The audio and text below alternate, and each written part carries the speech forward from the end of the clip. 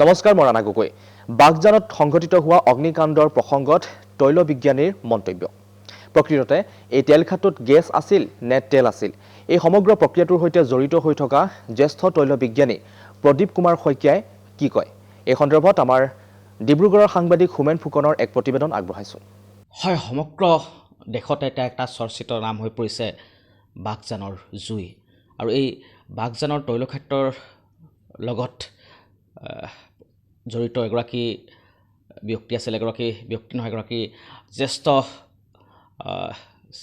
তেওঁ বিজ্ঞানী তাৰ ইয়াৰ খননৰ সময়ত তেখেতে বিশেষভাৱে জড়িত আছিল প্ৰদীপ কুমাৰ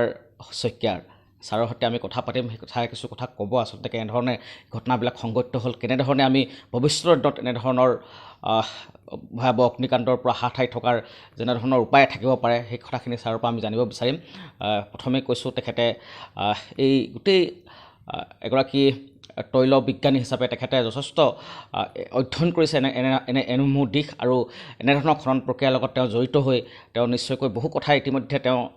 উল্লেখ কৰিছে আৰু তেখেতৰ পৰা আমি পোনে পোনে এই কথাখিনি ছাৰৰ পৰা জানিব বিচাৰিম ছাৰ এই যিটো ঘটনা সংঘটিত হৈ গ'ল নিশ্চয়কৈ অতি দুখৰ বিষয় আপুনি যিহেতু এই উৎঘাটনৰ সময়ত সম্পূৰ্ণৰূপে আপুনি জড়িত আছিল প্ৰক্ৰিয়াটোৰ লগত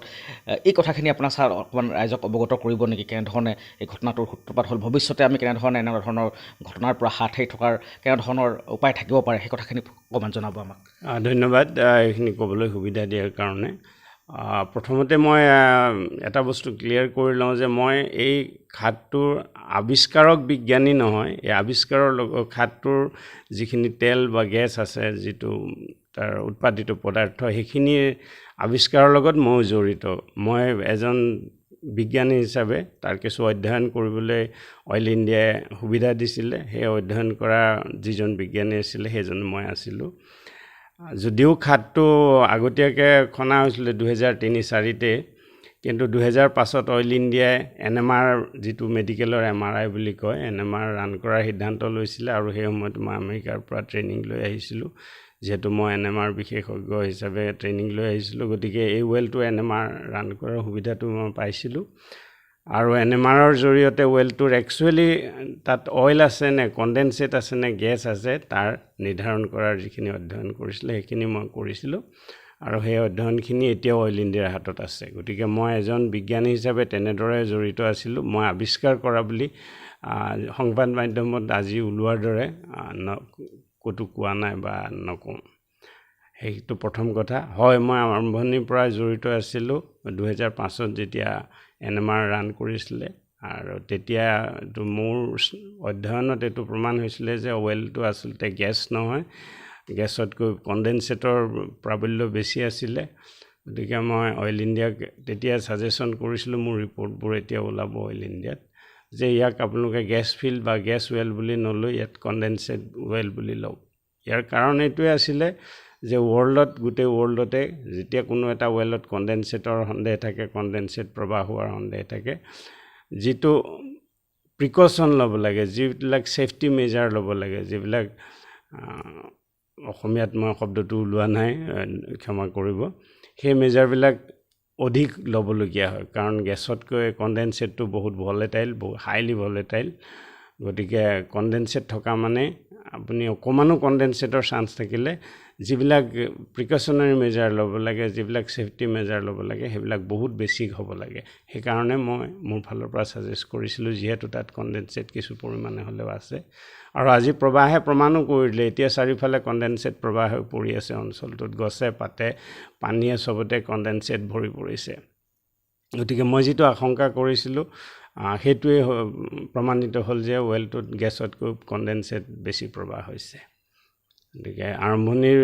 বিজ্ঞানৰ লগত জড়িত হিচাপে মই এইখিনিয়ে ক'ব বিচাৰিম নিশ্চয় ছাৰ ভৱিষ্যতৰ দিনত এনেধৰণৰ যিটো ভয়াৱহ এটা অগ্নিকাণ্ড সংঘটিত হ'ল বাচি থাকিবৰ বাবে কেনেধৰণৰ ছাৰ দিশবিলাক আচলতে চোৱা চিতা কৰিব লাগে অইল ইণ্ডিয়া কৰ্তৃপক্ষ হওক বা বিভিন্ন ধৰণৰ ইয়াৰ লগত জড়িত সংস্থাসমূহে কি ক'ব ভৱিষ্যতৰ কাৰণে এইটোৱে কওঁ যিবিলাক পইণ্টত পৰিৱেশৰ লগত জড়িত বা চিকিউৰিটি জীৱকুলৰ লগত জড়িত থাকে বা ভয়াৱহ পৰিৱেশ সৃষ্টি হ'ব পৰা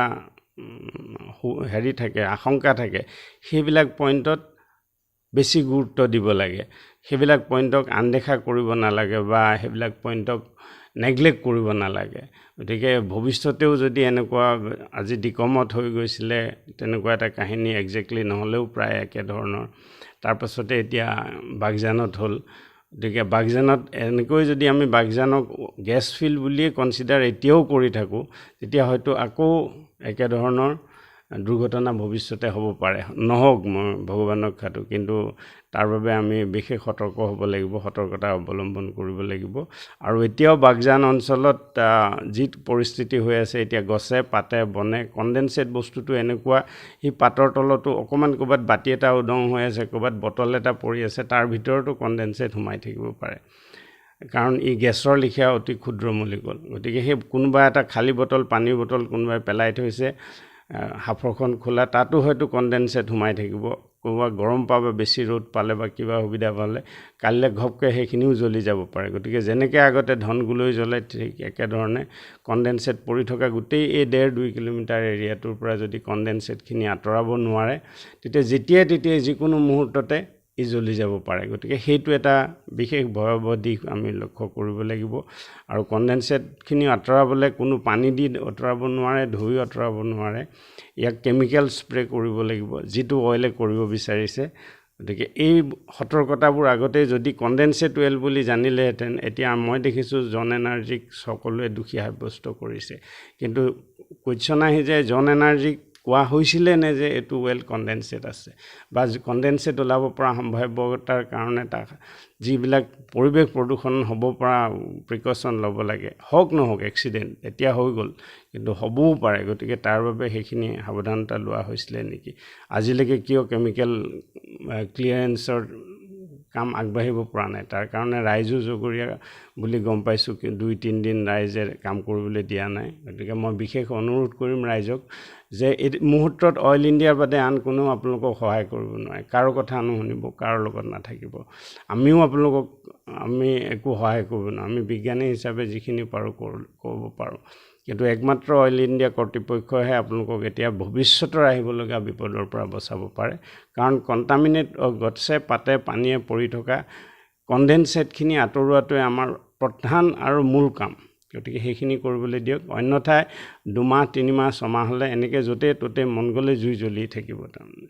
কেতিয়া ক'ত জ্বলিব আপুনিও নাজানিব। আপুনি খোজকাঢ়ি গৈ থাকোঁতে কোনোবা বটল এটা ওজন মাৰি দিলে, তাত সোমাই থকা কণ্ডেনছেটখিনি আপোনাৰ লং পেণ্টৰ তলত সোমাই যাব, আপোনাৰ লং পেণ্টত ঘঁহনি খাই তাতো জ্বলি যাব পাৰে।